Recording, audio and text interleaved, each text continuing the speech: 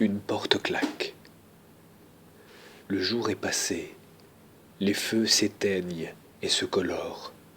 Une onde parcourt les pierres, démembre les sutures, disjoint le mortier.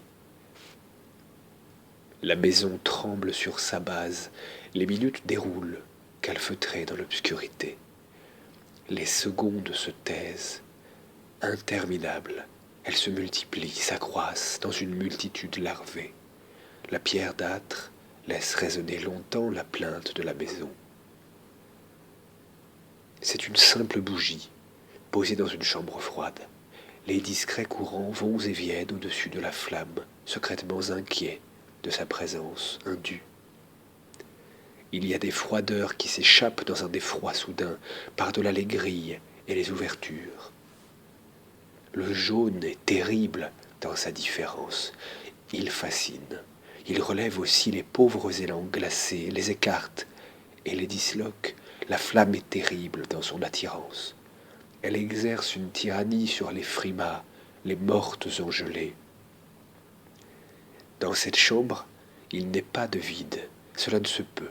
Ici, une puissance inconnue vibre et vacille, se cache et se tapit, s'étend et surgit.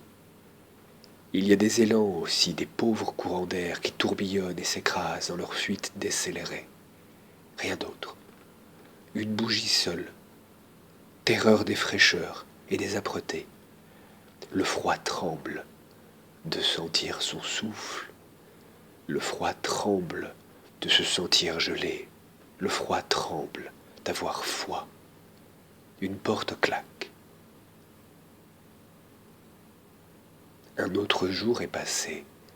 Les feux ne se sont plus allumés. Subsistent des rouges profonds dans la cheminée déserte. Mais de flamèche, aucune.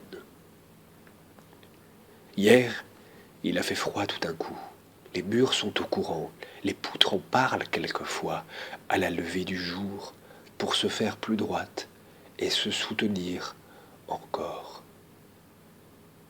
Il a fait froid et les bêtes le savent. Et les grains épais, perdus dans les sacs, le savent. C'était impitoyable et les flocons le savent. Il a fait sourd, sans plus de bruit, perdu en soi. Les jours sont passés et la lumière a tenu. Les êtres de la chambre se sont évaporés quelquefois, quand ce fut trop dur. Les courants froids ont fui, empruntant la porte, glissés dans un souffle, sans un souffle d'air. Le jaune est resté longtemps. Il a pris le pouvoir. Il a répondu de son mieux à l'échappée des vents. Le jaune est demeuré vaillamment, sans frémir de l'absence des vents. Maintenant, la porte d'Odeline, langoureuse. Elle attend un amant.